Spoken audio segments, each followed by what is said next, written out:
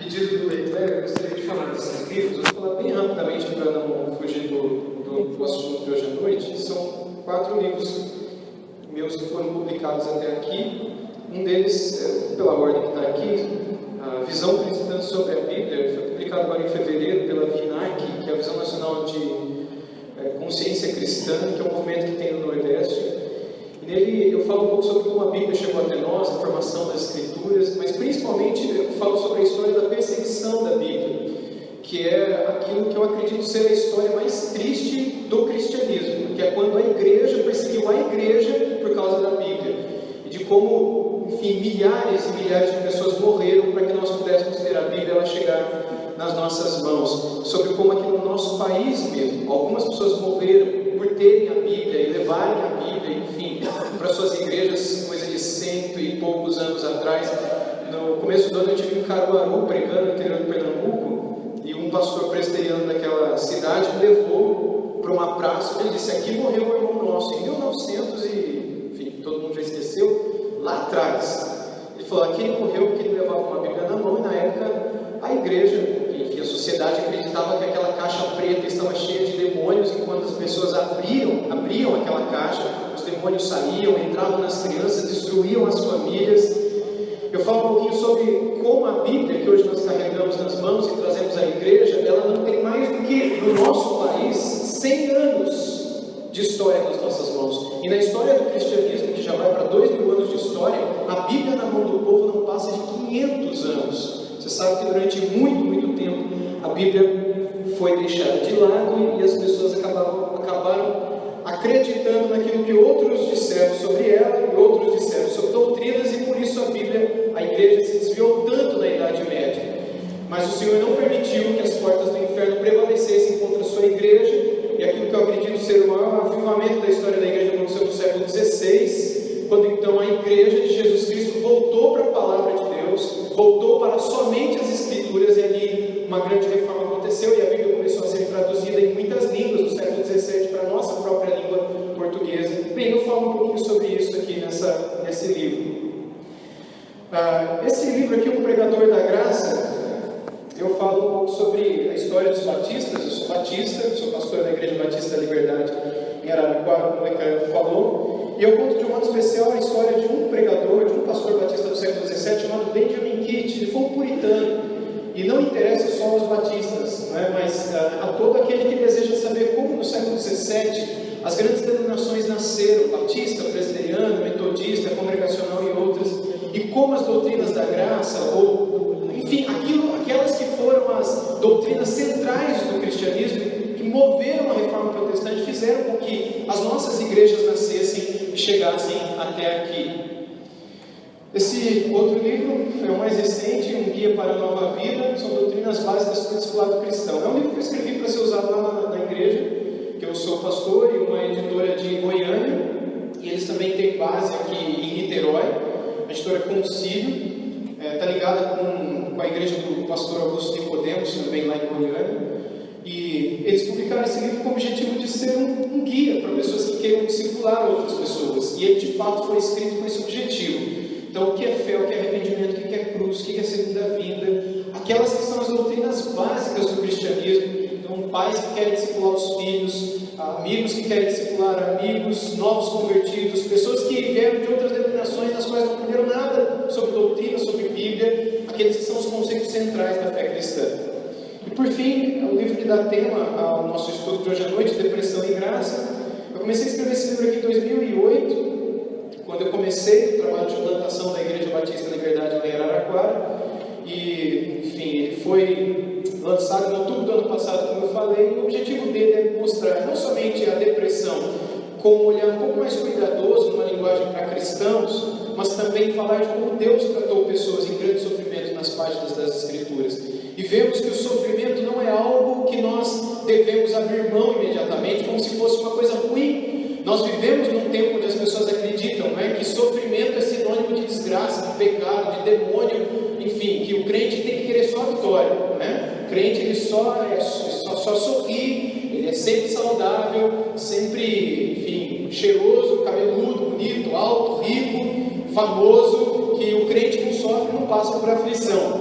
E na verdade a gente vê que a Bíblia diz não tem nada a ver com isso. Quando a gente vê a história do nosso Salvador, a história dos apóstolos, a história dos verdadeiros profetas do Antigo Testamento, daqueles que foram homens de Deus, e aquele que foi o próprio Deus homem, a gente vê que a história não é bem assim. E a gente vê que Deus tem permitido sim que o seu povo passe por inúmeras aflições, e Ele tem usado essas aflições para nos moldar, para nos transformar, para nos fazer mais parecidos com o próprio Filho dele. E os cristãos têm aprendido ao longo de 2000 anos que o vale da sombra da morte, na verdade, às vezes é um dom de Deus para nós. Como Jó assim aprendeu, como o salmista no Salmo 119, depois de passar por aflições, disse que aprendeu muitas coisas, como tantos outros na história do cristianismo têm aprendido também. E eu acredito que nós precisamos urgentemente rever a nossa interpretação do sofrimento e a maneira como nós lidamos com ele. E de um modo especial aquilo que Tiago escreveu no seu primeiro epístola, no capítulo 1, bem-aventurados sois vós, irmãos,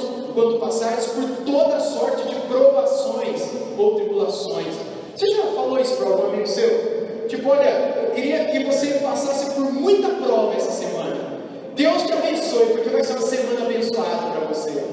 A gente desaprendeu a olhar para as provações e tribulações como também dons de Deus para o nosso crescimento, para o nosso amadurecimento, para a nossa transformação, e que essas provas produzem perseverança, e a perseverança esperança, e a esperança paciência, e isso tudo vai nos transformando até que o nosso caráter seja mais parecido com o Filho de Deus. Mas quando a gente quer rejeitar tudo isso e achar que a nossa vida aqui tem que ser só bênção, só vitória, só prosperidade, a gente se distancia assim, astronomicamente daquele coração, do processo de transformação discipulado, no qual o Senhor Jesus quer colocar todos aqueles que querem segui-lo. Aqueles que não somente querem crer em Jesus, mas não seguirem a Jesus, eles até podem lidar com as bênçãos, com as prosperidades, com as vitórias, com as inúmeras coisas que Deus pode nos dar, curas inclusive. Eu creio em tudo isso, eu creio que o nosso Deus é capaz de fazer o extraordinário em nossa vida hoje. Mas quando nós olhamos as Escrituras, nós vemos que Deus ele tem algo mais importante do que aquilo que a nossa mão pode tocar e a nossa pele pode sentir. Ele tem algo para realizar na nossa alma, e algo que Ele usa para fazer isso são os sofrimentos, são os vales, são os momentos de muita dificuldade e de muita luta. Já como um gancho para o nosso estudo de hoje à noite, quando a gente fala sobre vale, a Bíblia usa muitos termos para falar sobre períodos de sofrimento. Um desses termos é justamente a palavra vale. Você já leu o Salmo 23, que lá no meio diz: ainda que eu andasse pelo vale da sombra da morte, eu não temeria mal algum, porque tu estás comigo, e a tua vara e o teu cajado me consolam. Ele tem consciência nos versículos anteriores a esse, no verso 2, 3, do Salmo 23, que o Senhor deseja guiá-lo para pastos verdejantes, deseja refrigerar a sua alma, ou seja, trazer paz para a sua alma, deseja trazer descanso para a sua cabeça e para o seu coração. Deus sabe que a gente precisa disso. Deus sabe que nós sofremos nesse mundo, que a gente passa por coisas que muitas vezes nos levam à vontade de chutar o balde e acabar com tudo. E muitas vezes de acabar com a nossa própria vida, como já foi dito aqui, e eu ainda vou falar mais um pouco hoje à noite. Mas, meus irmãos, nós precisamos rever esse contexto, esse conceito, de que o mesmo Deus que deseja trazer paz e graça e vida e refrigério para a nossa alma, muitas vezes usa o vale. Muitas vezes usa momentos de sofrimento para nos trazer para aquele lugar onde Ele deseja que nós estejamos. Essa expressão vale, assim como tristeza excessiva, assim como tantas outras que são conhecidas, angústia da alma, angústia de morte, são expressões muito comuns na Sagrada Escritura. Angústia do inferno e outras expressões que são usadas pelo salmista, são usadas pelo Senhor Jesus no Monte de Getsêmani, são usadas pelo apóstolo Paulo e outros no Novo Testamento, e que são muito parecidas com aquilo que hoje nós chamamos de depressão. Porque você sabe que esse termo depressão, que tem cerca de 100 anos, ele foi cunhado, foi criado justamente pensando na topografia, ou na geografia, ou na alteração de um terreno, um declive. Então você tem uma extensão de terra alta, e de repente você tem uma depressão. Você tem um vale, que, enfim, interrompe aquele platô, interrompe aquela estrutura na qual todos estavam. Assim como nós chamamos no estudo do terreno, não é?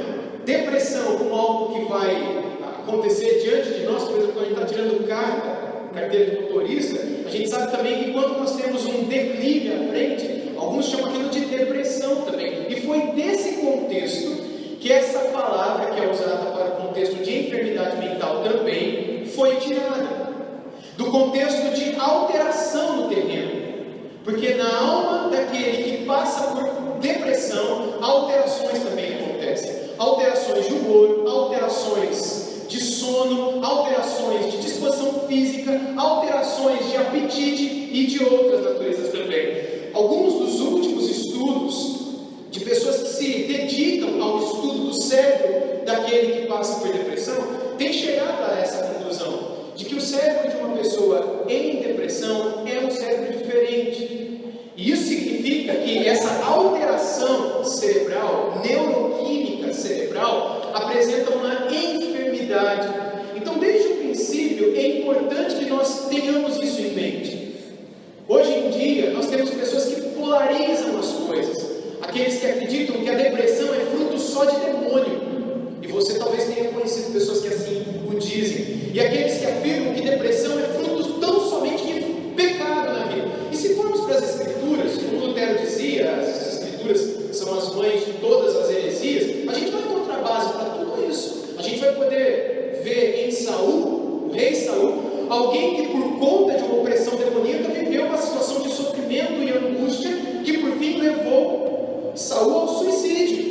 Nós vamos encontrar pessoas como Davi, que em alguns dos seus salmos, 32, 38, 51, 54 e outros, ele vai afirmar que por conta de certos pecados, a alma dele enfermou. Ele chorava, ele via o seu leito nadar em lágrimas, ele nadava no leito dele em lágrimas, ele sentia dores no corpo, a sua pele ardia, ou seja, febre, e tudo isso porque ele calou o pecado, ele não confessou o pecado. Então a gente tem base na Escritura para concluir que depressão pode ser fruto de pecado e pode ser fruto de opressão demoníaca também, mas nem sempre o são. E é aqui que nós precisamos aprender a lidar com o assunto, para que nós não aconselhemos irresponsavelmente pessoas, fazendo com que uma palavra irresponsável da nossa parte para aquele que sofre com depressão possa levá-la ao suicídio. A gente tem algumas coisas aqui no slide que eu gostaria de apresentar para vocês. É a próxima, irmão. É uma frase desse autor, o Andrew Solomon. Talvez ele tenha escrito um dos melhores livros que descrevem de uma maneira muito poética, rica, a depressão. Ele não é um médico, ele não é um doutor no assunto, ele é um escritor e ele passou com depressão e ele escreveu esse livro que você encontra em qualquer livraria por aí, shopping e tal, da Companhia das Letras. O livro se chama Demônio do Meio-Dia, um demônio do meio-dia, e ele chama a depressão disso por conta de quanto ela o angustiou enquanto por ela passou. E ele disse o seguinte: um tratamento inteligente requer um exame atento de populações específicas. A depressão tem variações significativas entre crianças, idosos e cada um dos gêneros. Os dependentes químicos formam uma grande subcategoria própria. O suicídio, em suas muitas formas, é uma complicação da depressão. É fundamental entender como a depressão pode ser fatal. A palavra de Deus, meus irmãos, ela não nos foi dada com o objetivo ou com o propósito de oferecer respostas para todos os sofrimentos e doenças que nós viéssemos a passar nessa vida, nesse mundo. Então é importante que a gente se lembre que quando a gente sofre, quando a gente fica doente, que a gente se lembre que em sua graça Deus nos permite, por meio daquilo que a gente chama na teologia de a graça comum, conceder sabedoria a pessoas que descubram medicamentos, cirurgias e outras coisas mais que nos beneficiam. Por exemplo, eu não sei se o cara que descobriu o Tilenol, ou o paracetamol, ou o cateterismo, ou, enfim, a cirurgia para cuidar de uma apendicite, se todos esses homens eram crentes, tementes ao Senhor, cheios do Espírito Santo. Eu desconfio que nenhum deles o sejam. Mas aquilo que Deus, por sua graça, permitiu que esses homens descobrissem, beneficiam a todos nós, não é assim? Nós chamamos isso na teologia de a graça comum. às vezes nós chamamos de o sol que brilha sobre bons e maus, a chuva que cai também na terra do homem que teme e daquele que não teme a Deus, porque Deus, de alguma maneira, derrama dessa graça que é comum a todos, e nessa graça comum, muitos acabam descobrindo coisas que acabam abençoando pessoas fora desse contexto cristão e religioso. Então é importante que a gente entenda que, em sua graça, Deus é capaz de nos oferecer recursos que vão além daqueles apresentados em sua palavra e que estão relacionados com a nossa redenção. E esse é o caso da depressão. E embora a Bíblia não seja clara com relação à depressão, ela nos apresenta inúmeros casos de pessoas que atravessaram situações de grande sofrimento. E ela nos mostra como é que Deus tratou essas pessoas em tristeza excessiva, e também nos ensina, por outro lado, como nós devemos tratar aqueles que estão ao nosso lado e que venham a passar por grande angústia e sofrimento também. Então, embora a Bíblia não apresente um tratado sobre depressão, ela nos oferece caminhos da graça de Deus para aqueles e de Deus sobre aqueles que sofrem e que passam por depressão. E embora ela não use esse termo, como eu disse há pouco, é um termo novo para nós, ela nos ensina como nós podemos abordar pessoas que sofrem nessa condição também. Ela nos mostra como, em sua graça, Deus aconselhou pessoas, a fim de que nós saibamos como aconselhá-las e como nós seremos tratados pelo próprio Deus, caso viemos a passar por situações de depressão também. Então é importante que aqueles que ajudam os que sofrem sejam encorajados a lidar com os depressivos, fugindo da ideia inicial de que ser um demônio, tão somente, ou que seja um pecado na vida do depressivo. E talvez o maior exemplo bíblico que a gente tenha disso seja os amigos de Jó, Bildad, Elifaz, enfim, os outros lá. Vocês lembram da história de Jó? Vocês lembram que no primeiro capítulo de Jó, alguém dá um testemunho de Jó dizendo: Jó, não há ninguém semelhante a você na terra, reto, íntegro e que se desvia do mal. Quem é a pessoa que diz isso sobre Jó? Foi um amigo dele, foi a esposa dele. Não, quem foi que diz isso? Foi o próprio Deus. Você imagina Deus dizer isso de você? Você é uma pessoa íntegra, reta, se desvia do mal, que nem você, não tem ninguém nesse mundo vivendo hoje. Deus falou isso de Jó. Mas muito bem, Deus permitiu que ele perdesse 10 filhos, Deus permitiu que ele perdesse toda a sua fonte de renda, de lucro, Deus permitiu que ele perdesse a sua saúde, e aí vieram os amigos. E o que os amigos de Jó disseram para ele? Disseram que muita gente está dizendo para muita gente em sofrimento hoje em dia também: Jó, tem algum pecado escondido na tua vida. Jó, tem alguma coisa que você não confessou. Jó, se você olhar com cuidado para a sua história, você perceberá onde você falhou. Não é isso que aconteceu ali? Não é isso que tem acontecido no nosso tempo também? Pessoas que são incapazes de perceber que por trás do sofrimento pode existir coisas que vão além de pecados e demônios. Eu gostaria então de... Bem, no livro eu trato de vários casos de pessoas na vida em grande sofrimento e como Deus tratou caso a caso. E no estudo que fiz, ficou claro para mim que a razão pela qual as pessoas sofrem, isso é óbvio para todos nós, nem sempre é a mesma. E quando a gente estuda a depressão, não adianta, e isso é muito comum que as pessoas perguntem, né? Qual é a causa da depressão? Não existe uma causa da depressão. Existem dezenas de causas de depressão. E um dia que você conseguir catalogar todas elas, talvez você tenha catalogado 10% das que existem. Não é possível que nós compreendamos aquilo que não se pode compreender ainda. E que não se pode medir, porque vai além das questões meramente físicas e tem a ver com a nossa alma também. Então, nesse livro eu trago um pouquinho sobre como Deus tratou cada um desses casos e como o sofrimento pode vir de diversas formas: ira não resolvida, perdas de familiares e bens, injustiças que são cometidas contra nós, questões que acontecem à nossa volta, na nossa sociedade, esperanças que são frustradas, etc. Mas muito bem, quando a depressão, quando o sofrimento, quando a angústia do inferno, como o salmista descreveu, vem sobre mim e não é tratada, seja pela Bíblia, seja pela oração e pelo apoio dos irmãos em oração, isso quando é pecado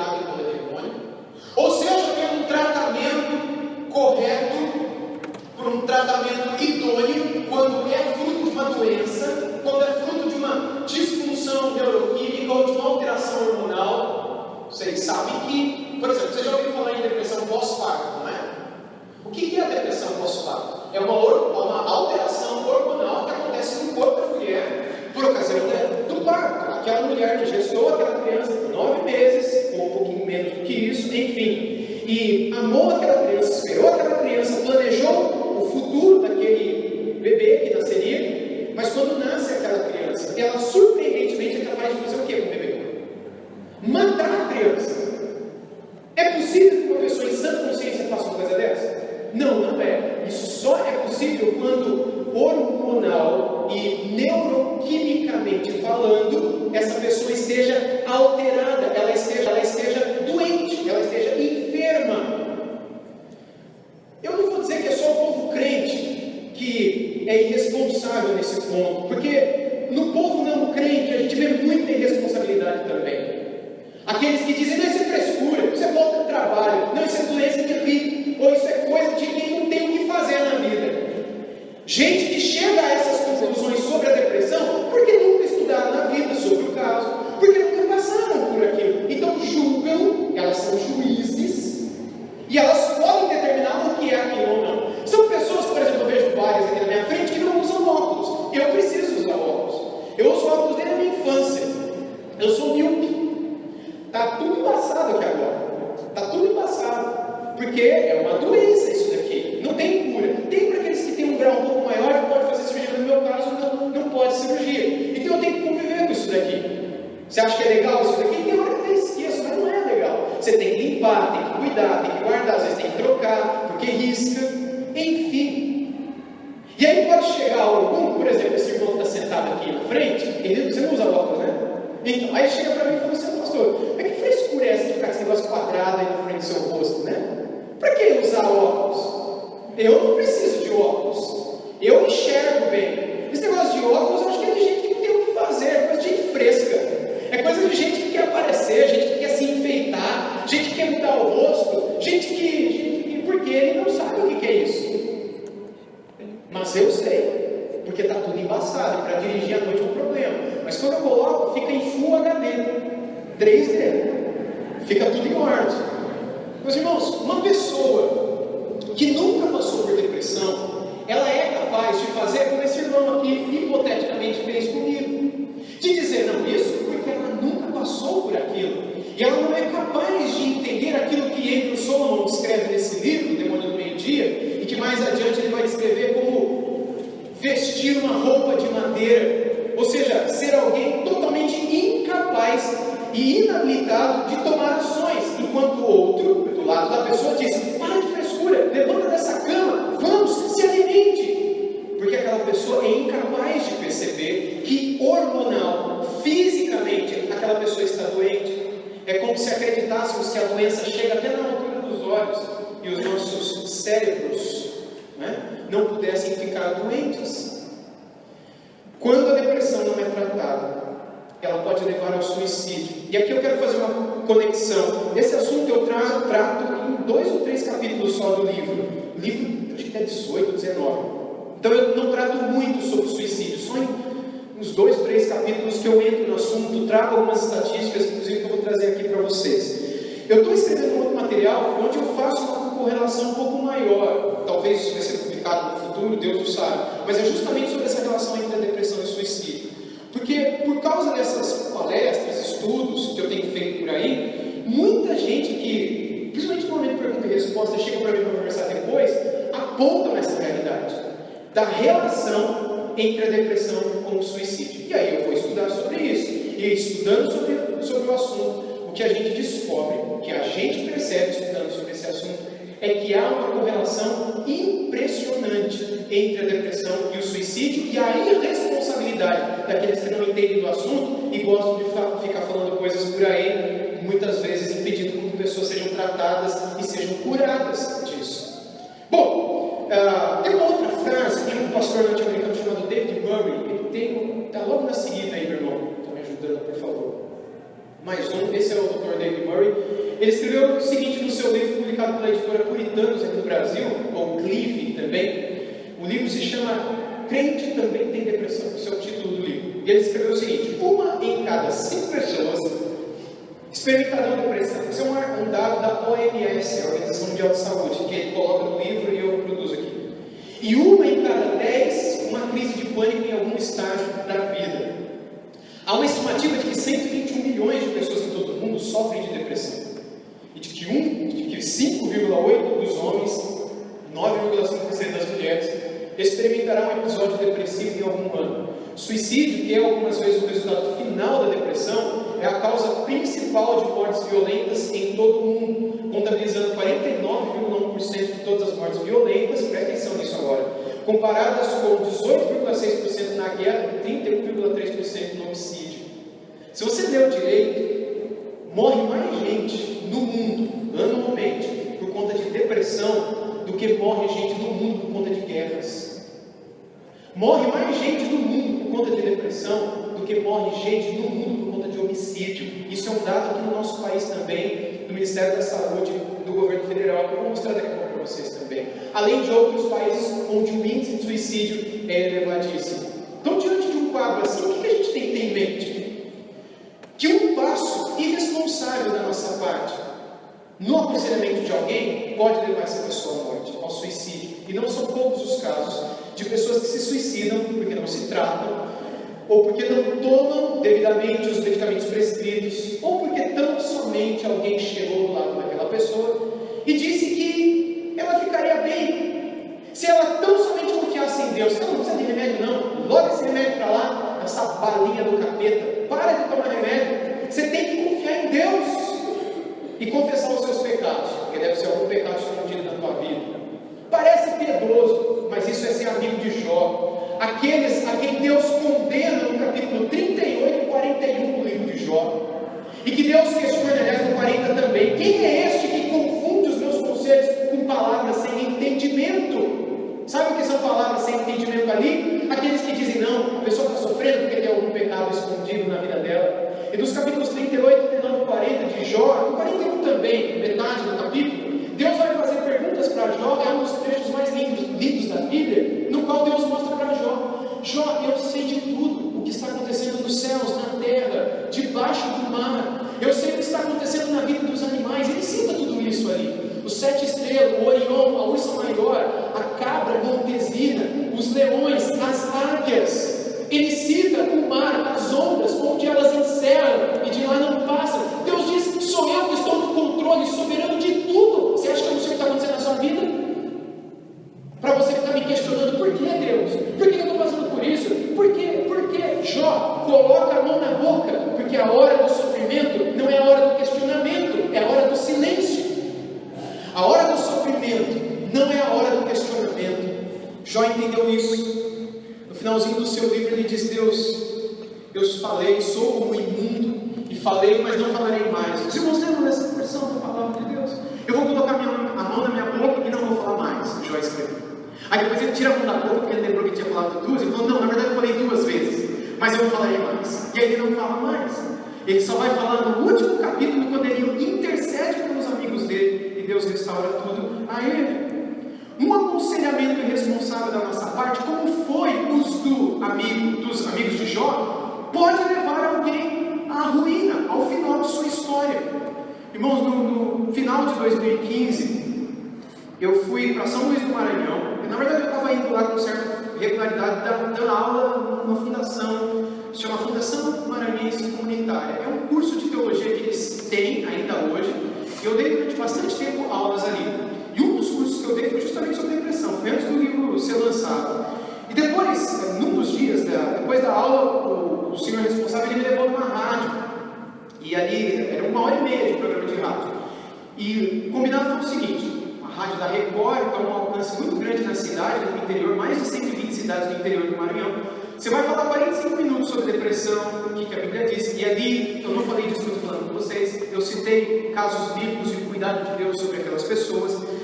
Fiquei 45 minutos falando. Aí o combinado que eles me falaram foi o seguinte: olha, depois a gente abre para os ouvintes, né, fazerem perguntas. E aí, se tiver pergunta, você responde. Se não tiver, você continua falando. Você inventa alguma coisa, você conta outra história, se não tiver, ele põe música até o programa acabar. Tá bom. Aí eu falei os 45. Quando terminou, eles abriram e aí teve perguntas até o final do programa.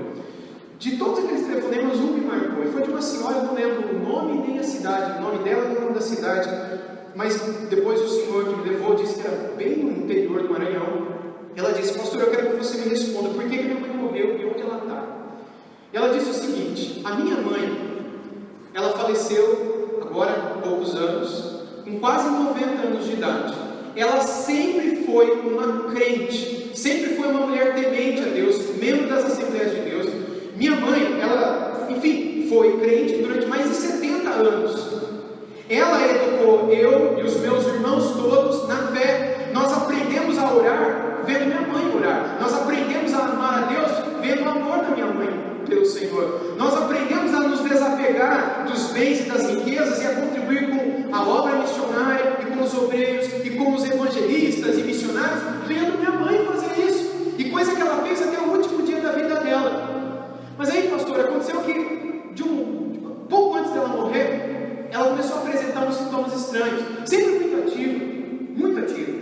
E ela não queria mais sair de casa. E a gente não entendeu aquilo, a gente achou que era cansaço, porque ela era muito ativa.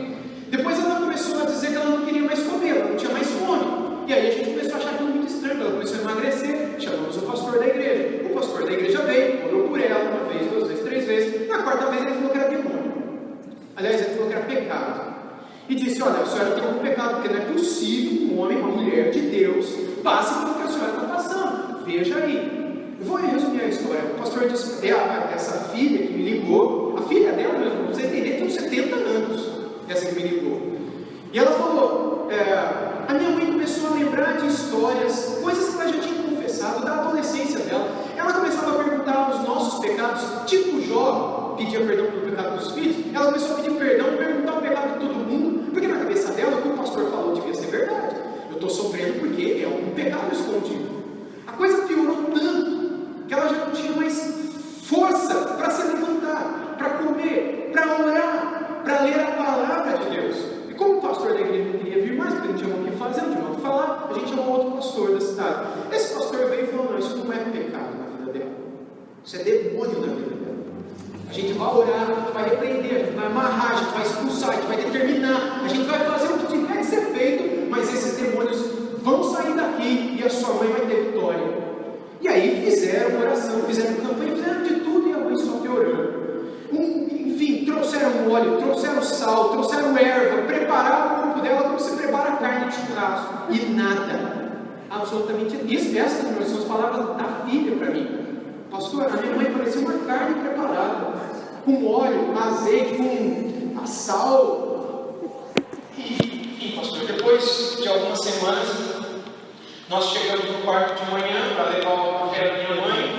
Ela estava com a boca toda cheia de espuma, virada de lado, e com uns remédios, que eu não lembro o nome, aquele remédio de matar rato, aquela bolinha preta, sabe? Que é proibido.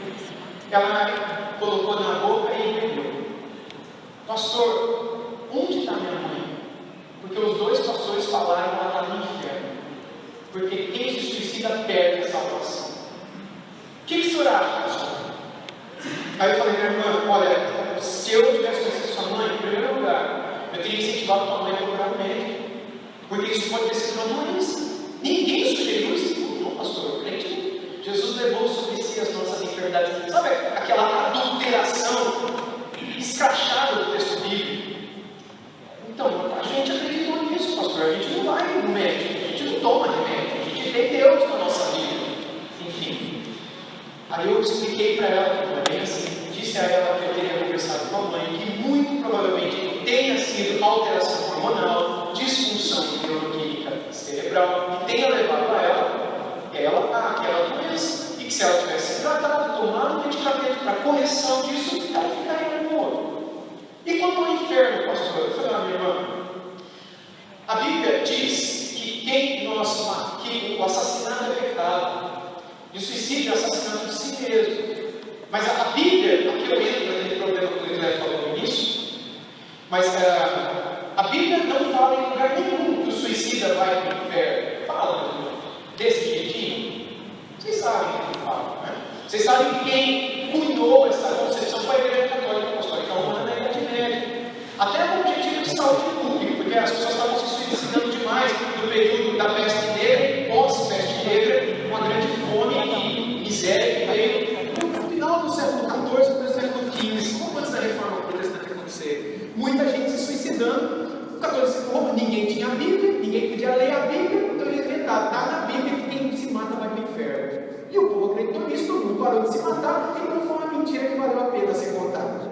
questão de saúde pública. Mas até onde vale a pena? O ponto é o seguinte, meus irmãos: todo pecado leva para o inferno. O problema não é se o suicídio leva para o inferno, se o assassinato leva para o inferno, se o adultério leva para o inferno, se a fofoca leva para o inferno. O ponto é o que nos leva ao céu. Quem nos leva ao céu? Em que ou em quem nos apoiamos para a nossa salvação? Na obra de Cristo Jesus na cruz ou no nosso esforço pessoal diário? Os irmãos entendem? A nossa salvação depende da graça de Deus e dos méritos de Cristo, do sacrifício que Jesus pagou na cruz e que nós muito bem lembramos na última canção cantada. Ou a nossa salvação depende da Margarida? Lembra da Margarida? Mal me quer, bem me quer, mal me quer, mal me quer. Sabe, Deus bem me quer, porque hoje eu estou na unção. Aí amanhã mal me quer, porque eu fofoquei, eu pensei mal. Tomara que não aconteça nada comigo, se acontecer eu vou para o inferno. Mas aí eu peço perdão, pronto, estou salvo. Aí depois eu perco a salvação, não estou mais salvo. Ou seja, a minha salvação se apoia em mim, se apoia no meu mérito. Por isso que quando eu chegar no céu, eu vou bater no peito e vou falar: Deus, eu estou aqui por causa do meu esforço, do que eu fiz. Eu lutei, eu me esforcei. Não foi que aquele povo lá que ficou fazendo coisa errada. Eu me esforcei. Então que toda a honra, e toda a glória, e todo o louvor sejam dados eternamente a mim, amém. E não ao Senhor, porque não depende do Senhor, depende de mim. Eu corri, eu me esforcei. Mas não é isso que a gente vê nas Escrituras. Então, sem querer entrar no debate e na confusão toda, mas apenas de relance, dizendo para vocês o seguinte: é possível sim que um crente se suicide e vá para o céu, porque é possível que um crente fique doente, e é plenamente possível que uma pessoa doente cometa algo que ela é incapaz de perceber que está fazendo. Volto mais uma vez à depressão pós-parto. Uma mulher que é capaz de matar o seu filho recém-nascido, ela tem consciência do que faz? Ela não tem consciência do que faz.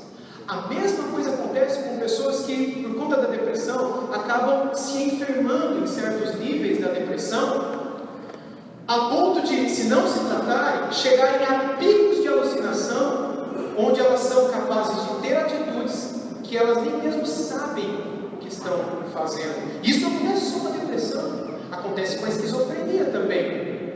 O meu primeiro ano de seminário foi aqui no Rio de Janeiro, no Seminário do Sul, lá na Tijuca. E na época que eu estudei aqui, eu tive um amigo que estava no terceiro ano, e ele era da minha região lá no interior de São Paulo, cidade de Ribeirão Preto. E eu tinha muita amizade com ele, com a esposa dele. Eles tinham 3 filhos, 2 filhos pequenos, e a esposa estava grávida. E esse rapaz, ele tinha esquizofrenia, ele tinha essa doença, tomava remédio, às vezes não tomava, enfim, lutava com isso. E um dia, esse rapaz, ele surtou e ele fugiu. Isso acontecia de vez em quando, às vezes acontecia na sala de aula dele surtar por conta da doença, e ele achar que ele estava ali em São Paulo vendendo na Bolsa de Valores. A gente vende o quê, irmãos? Como eu não tenho ações, você vê que eu não tenho nada disso, né? Então ele achava que ele estava vendendo ações na Bolsa de Valores e começava a vender no meio da aula. Ô, meu amigo, não, aqui é um seminário. Não é possível, vocês estão tudo louco. Ele estava certo, todo mundo estava errado. E ele fugia, nesse dia ele fugiu. Eu e um amigo do Xerox fomos com a esposa grávida, fomos no meu carrinho atrás dele. E a gente foi na rodoviária do Rio, a gente foi em vários lugares, na Cinelândia, em vários outros lugares aqui do Rio, tentar encontrá-lo e nada. E aí um dos caras da van, dessas vans e combos que tem aqui na rodoviária, tinha, não sei se tem ainda hoje, disseram: olha, a gente viu um cara parecido com ele indo para a região dos lagos. É possível que ele tenha ido para lá também. E aí nós pegamos o carro e fomos. Enfim, irmãos, resumindo a história, nós não achamos. Depois de alguns dias dormindo no carro, dormindo na praia, a gente voltou para o Rio. E aí era feriado, nos dias seguintes eu voltei para o interior de São Paulo. E aí esse meu amigo foi achado aqui na Cinelândia mesmo, no meio de umas pessoas ali. Enfim, pegaram ele, convenceram ele de voltar para Ribeirão para se tratar. Tem um hospital muito bom da USP. E ele foi. Mas lá, mais uma vez, por questão de não se tratar, de não aceitar a medicação, ele foi passear com esse meu amigo do Xerox, que eu falei para vocês há pouco, e num desses momentos de alucinação, sem falar coisa com coisa, picos de alucinação, um ônibus estava passando, ele se jogou na hora, ele morreu imediatamente. Vocês talvez se lembram, no ano passado, eu particularmente conheci 2 pastores eu vou falar assim, aqui só da convenção a que estou ligado, a Convenção Brasileira. 2 pastores que no período de 1 ano cometeram suicídio.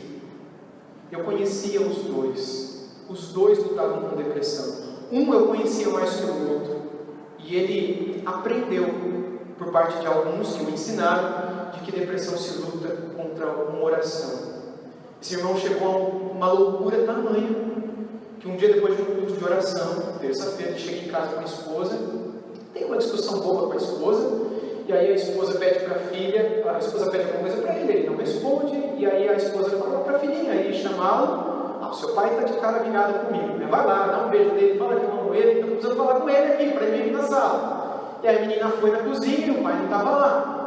Aí a mãe disse, olha, eu acho que ele está aqui na lavanderia, ele estava mexendo, viu um bagulho ali, eu não sei que ele esteja ali. E a menininha foi e nada. E aí a menininha foi até a garagem. E aí lá na garagem a menininha falou, pai, o que você está fazendo aí? Desce daí, papai. E nada. Papai, desce daí. Aí a mãe perguntou, o que o pai está fazendo? Como que ele está? A menina falou, mãe, o pai está aqui em cima pendurado, aqui no telhado. Aí a mãe saiu correndo, chegou lá e ele estava enforcado, morto já. Lutando contra a depressão. Não buscou tratamento. Porque alguém disse para ele que ele não precisava de tratamento. É como se você que luta com o câncer chegasse para o seu pastor, e o seu pastor, ou um professor, ou um amigo dissesse, olha, contra o câncer, dobra o joelho, não faz quimioterapia, iodoterapia, radioterapia, ou outras terapias de tratamento. Não, você precisa só de Deus. Meus irmãos, uma das formas que Deus usa para cuidar de nós é criando essas coisas. É por meio da sua graça comum, aliviando as nossas dores, e nós louvamos a Deus pela ciência, louvamos a Deus pelos medicamentos, louvamos a Deus pelos tratamentos, enfim. E nós precisamos aprender a lidar com esse assunto de um modo que vejamos a graça de Deus presente naquilo que Ele coloca diante de nós. Indo já para o encerramento, tem alguns outros dados que eu quero dar para vocês aqui também sobre a relação do suicídio e da depressão. Pode continuar. Bom, antes essa frase do Fábio Miqueiro, ele é um reumatologista bastante famoso lá em São Paulo, ele é irmão nosso na fé, ele escreveu o seguinte: o impacto da depressão na sociedade equivale ao de uma pessoa com paralisia das pernas ou com cegueira. A Organização Mundial de Saúde, em seus, documentos técnicos que tratam sobre problemas neurológicos, psiquiátricos, apontam a depressão como a doença mais incapacitante ou paralisante da humanidade. Isso é impressionante. Próximo slide. Pode seguir, por favor. Uma pesquisa realizada por estudantes de Harvard, de medicina, em Harvard, nos Estados Unidos, bancadas pelo Mundial de Saúde e encomendadas pela Organização Mundial de Saúde, e chegaram a essa conclusão: é a doença que mais incapacita pessoas maiores de 5 anos de idade. Pode seguir, próximo dado. Esse é um dado do site suicide.org. Você sabe que se você entrar no Google, por exemplo, pesquisando como se matar, o Google vai dar um monte de técnica para você fazer isso, né? Não só técnicas com corda, com faca, mas se você quiser tomar um veneno, como você preparar por meio de temperos que a sua mãe tem em casa, você consegue fazer para se matar. Normalmente, quando alguém que quer isso digita no Google, por conta de um autofinanciamento que o pessoal desse site faz, as pessoas que querem se matar, eles caem nesse site, suicide.org, que é um site de cristãos lá nos Estados Unidos, para tirar da cabeça das pessoas a ideia de se matar. Bem, eles colocam assim, bom, na verdade são essas palavras minhas no livro sobre o que eles dizem lá. De acordo com o site suicide.org, mais de 30 mil pessoas se suicidam anualmente nos Estados Unidos da América. E a principal razão para o suicídio é a depressão, quando essa doença mental não é tratada. Enquanto o suicídio por causa da depressão é a 11ª causa de morte nos Estados Unidos, o assassinato é a 13ª causa de morte no mesmo país. Segundo as estatísticas desse site, estes números correspondem ao que ocorre em outros países no mundo, aumentando ou diminuindo as colocações dependendo do país. Pode colocar o próximo também, por favor. De acordo com dados, mais uma frase que eu no livro, de acordo com os dados do Ministério de Saúde do governo federal no Brasil, 32 pessoas se suicidam por dia. Eu nem vou perguntar aqui quantos de vocês conhecem quem já suicidou, ou quem tem gente na família, porque eu já fiz isso em alguns lugares, não tem quem não levanta a mão. Enfim, segundo dados da Organização Mundial de Saúde, o Brasil é o 8º país do mundo em números absolutos em suicídio. Os dados apontam para 804 mil suicídios por ano em todo o mundo, um suicídio a cada 40 segundos no mundo. De acordo com a OMS, 90% dos casos poderiam ser evitados se um programa de prevenção fosse adotado. Curiosamente, a faixa etária na qual mais se vê suicídios é acima dos 70 anos. Pensa em alterações hormonais que acontecem, principalmente por conta de doenças relacionadas à depressão. O próximo slide, já entre os jovens de 15 a 29 anos, principalmente adolescentes, a razão da criação do livro e depois da série, né, 13 Reasons Why, também citou aqui no começo do Leclerc, as 13 razões pelas quais, adolescentes por conta de alterações hormonais também. O suicídio é a segunda principal causa de morte, e via de regra também por conta de depressão. Dados do Ministério da Saúde de 2014 apontam para 10.600 casos de suicídio no país naquele ano, e segundo o depoimento de Alexandrina Meleiros, coordenadora da Comissão de Combate ao Suicídio da Associação Brasileira de Psiquiatria, ao site da Agência Brasil, 98% das pessoas que se suicidaram nesses 10.600 casos tinham transtornos mentais, como depressão, transtorno bipolar, esquizofrenia, dependência de drogas e outras razões pelas quais. Ou seja, meus irmãos, nós precisamos aprender a lidar com o assunto de uma maneira mais madura. Porque nós sabemos as razões pelas quais as pessoas entram nessa situação, nesse vale. E nós sabemos também da potencialidade que isso tem de levá-las ao suicídio. A Bíblia fala de suicídio? Sim, a Bíblia fala de suicídio. A Bíblia traz, de modo mais claro, 6 casos de suicídio. Tem aí no próximo slide também. 6 casos de modo específico, aí no próximo. O primeiro deles é o caso de Abimeleque. Como o tempo já está avançado, então pode tocar todos aí, por favor. Lá em Juízes 9:54, o caso de Saul, em 1 Samuel 31, o escudeiro de Saul, também no mesmo capítulo, Aitofel, 2 Samuel 17, Zimri, 1 Reis 16, e Judas Iscariotes, em Mateus 26. Esses são os casos mais famosos. E ainda um sétimo, por fim, que é o caso de Sansão, em Juízes 16. Muita gente vai dizer, não, Sansão não se suicidou. Sansão se sacrificou. Aí eu diria, os muçulmanos, homem-bomba, pensam a mesma coisa quando eles se explorem no sacrifício. Só que isso também testemunha de uma péssima teologia na vida desses irmãos. Porque, na verdade, quando falamos do termo sacrifício na Bíblia, nós entendemos que não há sacrifício além do de Cristo. E todo sacrifício que se valha apontou para Cristo no dia. Nenhum ser humano se sacrifica por ninguém. Sansão não se sacrificou.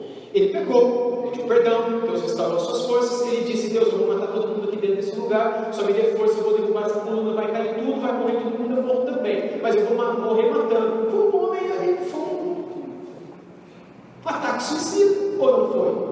Queiramos nós chamar romanticamente do que for, do que seja, literalmente foi isso.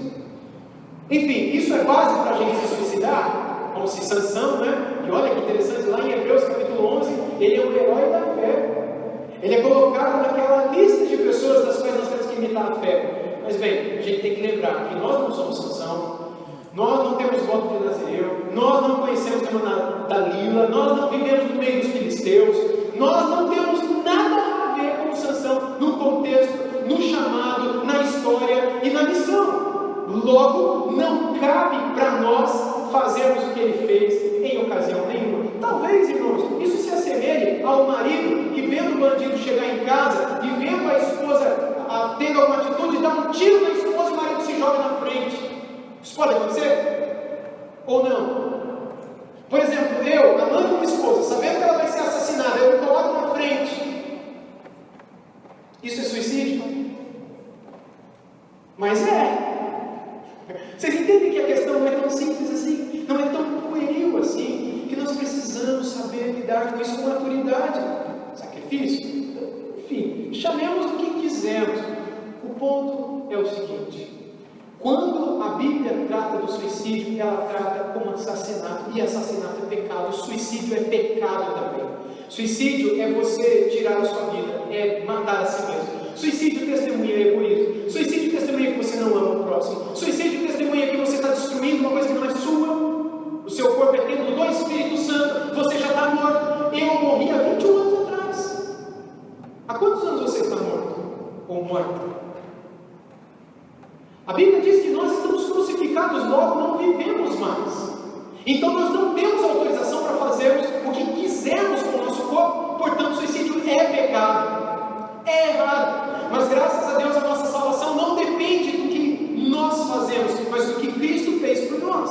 E é possível que uma pessoa enferma, fora de si, cometa esse pecado antes de morrer. Meus irmãos, eu quero encerrar refletindo na seguinte questão com vocês: o que precisa quem passa por essa situação? É o próximo slide. Quando alguém sofre em depressão e começa a pensar em suicídio, o que está faltando no coração dessa pessoa? Do que nós devemos nos lembrar e que essa pessoa precisa ser lembrada? Tem alguns textos das Escrituras que eu gostaria de ler para vocês. Na verdade, eles estão aqui, não é? Como, por exemplo, Jeremias 16, 19, que diz o seguinte: dá para ler aí? Ó Senhor, força minha e fortaleza minha, refúgio meu no dia da angústia. Salmo 119, 14. Tu és o meu refúgio e o meu escudo. Na tua palavra eu espero. O que nós percebemos claramente aqui, meus irmãos, é que na hora em que nós estamos angustiados, na hora em que nós nos vemos sem nenhuma esperança, o que mais nós precisamos é de refúgio, é de alguma coisa para fugir daqui, é de alguma coisa dentro da qual para podermos correr, subir, para encontrar um pouco de paz. Refúgio é isso. E muitas pessoas que chegam ao suicídio porque tem nele o seu último refúgio. O que falta a essas pessoas? A ciência de que há um refúgio que é maior, que é melhor e mais seguro do que quaisquer outros que seres humanos podem encontrar. Esposas com problemas com seus maridos, filhos, maridos, idem. Pessoas que estão com problemas em seu trabalho, pessoas que estão com problemas consigo mesmos, pessoas que estão lutando com certas enfermidades, pessoas que perderam um ente querido, pessoas que perderam um emprego ou que foram assaltadas, pessoas que num acidente automobilístico perderam a mobilidade física, ficaram para ou tetraplégicas, pessoas que por alguma razão não encontram mais motivo para viver. Elas precisam de refúgio. E há refúgio nesse mundo. As drogas são um refúgio. Todo tipo de alucinação torna-se um refúgio. A música pode ser um refúgio. As artes podem ser um refúgio. A igreja pode ser um refúgio. O pastor pode ser um refúgio. Mas esses refúgios são falsos. Veja, eu sou pastor. Eu amo a igreja. Mas só há um refúgio seguro. E esse refúgio é o Senhor.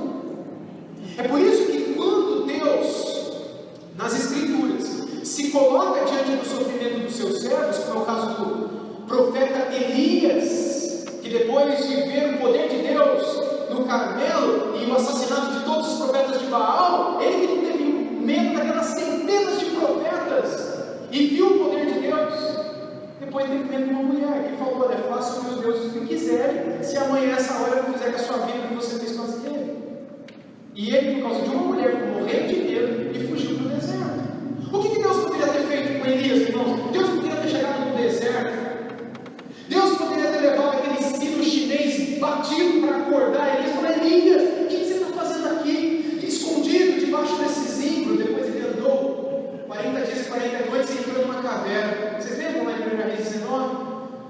E aí então, Deus poderia ter chegado para ele e ter dito: Elias, você não está com vergonha não? Olha o papelão que você está fazendo, Elias. Elias, você é o meu profeta. Foi você que disse há pouco no monte, quando eu te incentivei, antes de você enfrentar os profetas de Baal, que você estava sozinho, que todos os profetas haviam passado pelo fio da espada, todos os meus altares estavam derribados, só você sobrou. Elias, você acha que você é o único? E agora você está aqui porque uma mulher falou que vai te matar, porque você está vendo uma mulher. Elias, seja homem, Elias. Vira homem, rapaz. Olha o papelão. Elias, você não tem temor de mim, não? Você não acha que eu posso guardar a sua vida, Elias? Acorda, sai dessa situação, sai daqui. Você não tem vergonha do mau testemunho que você está dando, Elias? Elias, por que você está tantos dias sem comer? Elias, que história é essa de querer ficar só debaixo desse zimbro dormindo? Elias, levanta agora. Irmãos, eu poderia continuar aqui como um dos amigos de Jó, dizendo para vocês como Deus, se fosse um amigo de Jó, trataria Elias naquele vale da sombra da morte, onde ele disse: Deus, me leva agora, me mata, porque eu não sou melhor do que os meus antepassados. Elias pediu a morte a Deus. Você já pediu a morte também? Tem gente que é mais piedosa, eles não pedem a morte, eles pedem a segunda vida de Jesus. Eu não vejo a hora que Jesus volta. Essa vida, Jesus volte logo. Eles aparentemente são piedosos, né? Mas ninguém fala isso, tipo, na noite anterior do casamento. Tomara que Jesus volte, hoje à noite. Ou quando você lá passa no vestibular e soube naquela noite que passou, e tomara que Jesus volte. Ou situações alegres assim. Mas é quando está tudo uma desgraça na vida. Meus irmãos, Elias passou por esse momento de pensar: Senhor, me lembra aqui. Como é que Deus tratou Elias? Bem, Deus tratou Elias, chegando até Elias, acordando Elias, dando para ele de comer, depois colocando ele para dormir, depois acordando de novo, dando a ele de comer, depois colocando para dormir, 2 vezes a mesma coisa. Depois falou para ele caminhar até o Horebe, que é o monte de Deus, que é o monte Sinai. O Horebe é um pedaço do Sinai. E aí, chegando lá, ele entra numa caverna. Deus vai pela segunda ou terceira vez, já nessa ocasião lá no 19, primeira vez. Deus diz: o que você está fazendo aqui? Deus sabia, lógico que Deus sabia o que estava fazendo aqui. Mas como um professor que didaticamente pergunta para os aluninhos: o que é isso? Não que ele quer saber, ele sabe, mas porque ele usa as perguntas para ensinar alguma coisa. Ele diz: o que você está fazendo aqui, Elias? Enfim, a história, no final dela, um dos outros textos que eu acho mais bonito na Bíblia se apresenta. Quando Deus diz: Elias, sai daí, vem para fora, fica diante do monte, eu vou passar e você vai viver, você vai, enfim, eu vou falar com você, eu vou te ensinar. E aí Deus passa por meio de um vento muito forte e tempestuoso, mas Deus não está naquele vento. Depois uma tempestade que vende as rochas, Deus não está na tempestade. Depois do furacão, depois do terremoto, diz que um incêndio, mas Deus não estava no fogo também. E aí, depois que acaba tudo isso, o que o texto diz? Que vem um cicil suave e tranquilo. Cicil é o barulho das folhas secas do chão quando passa no castelo. Sabe aquele som tranquilo da natureza que a gente gosta de ouvir? E aí o texto diz que Deus falou com Elias por meio daquele som tranquilo da natureza. E aí Deus disse: Elias, você vai ungir tal rei e tal profeta. E depois que eu vou falar o que vai acontecer. Você está pedindo para morrer, mas fica de boa, que nem morrer você não vai. Vocês lembram como ele morreu? Ele não morreu, gente. Ele não morreu. Como é que Deus cuidou dele? Deus cuidou dele da mesma maneira como Deus continua cuidando de nós. Com graça, com compaixão, colocando-se ao lado, alimentando, com paciência, ouvindo. Aí você se coloca do lado da pessoa, você fala: ih, já vi toda essa conversa aí. Essa pessoa está falando muita coisa. Eu não queria vocês ouvindo, não. Porque só está falando besteira, é tudo mentira da cabeça da pessoa. Deus poderia ter falado tudo isso para Elias. Deus poderia ter falado isso para Jonas, no capítulo 4 do livro do profeta. Deus poderia ter falado isso para tantos outros, meus irmãos. Mas sabe por que ele não fez? Porque ele não é que nem a gente. Arrogante muitas vezes. Insensível. E que não compreende a doença, ou a situação, ou o momento do outro. Deus não só nos ensina como Ele nos trata no momento da nossa angústia, mas com graça Ele nos ensina como a gente deve também tratar um ao outro. Eu não posso tratar quem sofre como eu vejo alguém da minha família tratando. Eu não posso tratar quem sofre à luz daquilo que eu ouvi num ou outro programa da televisão. Eu preciso aprender a lidar com quem sofre olhando para Deus, para a sua graça e, acima de tudo, para o refúgio que Ele oferece e que nele se apresenta para aquele que muitas vezes encontra no suicídio o seu último refúgio. É mal de pastor, eu já falei 2 vezes que eu vou encerrar, mas agora é de verdade. O último slide, meu irmão, por favor. Eu gostaria de ler esses 5 versículos com vocês, do Salmo 31, que dizem assim: Em Ti, Senhor, me refugio. Não seja eu jamais envergonhado. Livra-me por Tua justiça. Inclina-me os ouvidos, livra-me depressa. Sê o meu castelo forte, cidadela fortíssima que me salve, porque Tu és a minha rocha e a minha fortaleza. Por causa do Teu nome, Tu me conduzirás e me guiarás. Tirar-me-ás do laço que as ocultas me armaram, pois tu és a minha fortaleza. Nas tuas mãos eu entrego o meu espírito. Tu me remiste, Senhor, Deus da verdade. O que nós pensamos quando pensamos em suicídio? Pensamos em refúgio. E Deus é a resposta que o homem aflito precisa na sua aflição. Em nossas aflições, muitas respostas virão à nossa mente, tentando ganhar força, tentando ganhar nossa confiança. Todas elas são enganosas. O único refúgio para o homem em angústia e sofrimento é o próprio Deus, na pessoa bendita do nosso Salvador, Jesus Cristo. Quanto aos que foram, já se suicidaram, irmãos, eles estão nas mãos do Senhor. É um erro ficarmos discutindo se estão no céu ou no inferno, porque o julgamento, tal julgamento, pertence somente ao Senhor. Quando você e eu queremos discutir isso, nós estamos nos colocando no lugar de Deus. Não é nossa discussão, não é nosso debate, não é nosso julgamento. Nós vivemos no mundo dos vivos, nós vivemos deste lado da existência. Aqueles que já foram para o lado de lá estão na mão do juiz, que no dia do trono branco dirá se irão para a direita ou para a esquerda. Ele conhece as motivações e as intenções do coração. Mas ele ensina nada, pensa na sua vida. Toma juízo e lembra que você é templo do Espírito Santo. Lembra que você precisa amar e ser amado, chorar e receber aqueles que choraram com você. Lembra que Deus tem um propósito para a sua vida. E lembra que em Deus você encontrará o refúgio que talvez você ainda não tenha encontrado. O que devemos nos lembrar é que Deus sempre nos esperará de braços abertos como um refúgio seguro, no qual encontraremos consolo, força e direção nos dias de nossa aflição. Que nós nunca nos esqueçamos disso, que a gente tenha coragem para dizer não às tentações de nossas cabeças, quando nós pensarmos em encontrar refúgio no suicídio, quando passarmos por aquilo que na Idade Média nossos irmãos chamavam de a noite escura da alma. Nós não estamos livres dela, mas em Deus nós podemos encontrar forças para atravessar esse quadro, porque Ele está conosco, e a sua vara e o seu cajado nos consola. E Ele está conosco para nos usar para ajudar a outros também. Irmãos, o assunto é vastíssimo. É vastíssimo. Quando o Leclerc me convidou para estar aqui com vocês, até vindo para cá, eu disse a ele: eu tenho 3 ou 4 aqui, estudos prontos mas isso tem estado muito forte no meu coração. Nós revisitarmos esse assunto, para que nós tenhamos maturidade, estudemos mais, a fim de sermos instrumentos nas mãos de Deus para abençoar aqueles que sofrem. Que Deus nos ajude, nos desperte a sua igreja no Brasil, para que a gente possa ver cada vez menos irmãos e irmãs nossas na fé, dando fim à sua própria vida. Amém? Vamos orar. Amado Deus, obrigado pela sua graça, que em sua palavra nos ensina como o Senhor lida com a nossa angústia, com o nosso sofrimento, com o nosso desespero, com essas angústias da morte e do inferno que muitas vezes nos rodeiam e tentam se apoderar de nós.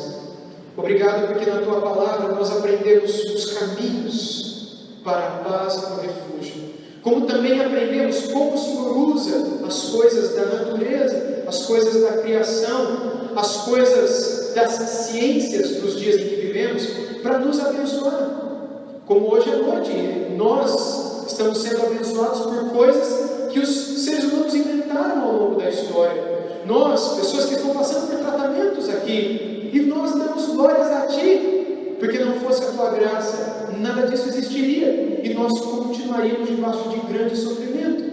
Mas o Senhor tem sido bondoso para conosco, e tem nos abençoado com toda sorte de bênçãos. Por isso nós Te damos graça, e pedimos que o Senhor nos ajude a sermos graciosos também, ao lidarmos com esse assunto, para que voltemos a chorar com quem chora, voltemos a dar o suporte àqueles que precisam e estão em grande angústia, e sejamos usados por Ti, enquanto o Senhor mesmo cuida de nós. Obrigado por esse tempo aqui com os meus irmãos e irmãs, que o Senhor continue a abençoá-los, Pai, nesse restante de semana de estudos teológicos, de início de aulas que ainda virão nesse semestre. para que a reflexão sobre esses assuntos possam prepará-los para serem ainda mais e melhores instrumentos nas tuas mãos, para a tua honra e para a tua glória. Assim oramos e suplicando, em nome do Senhor Jesus. Amém.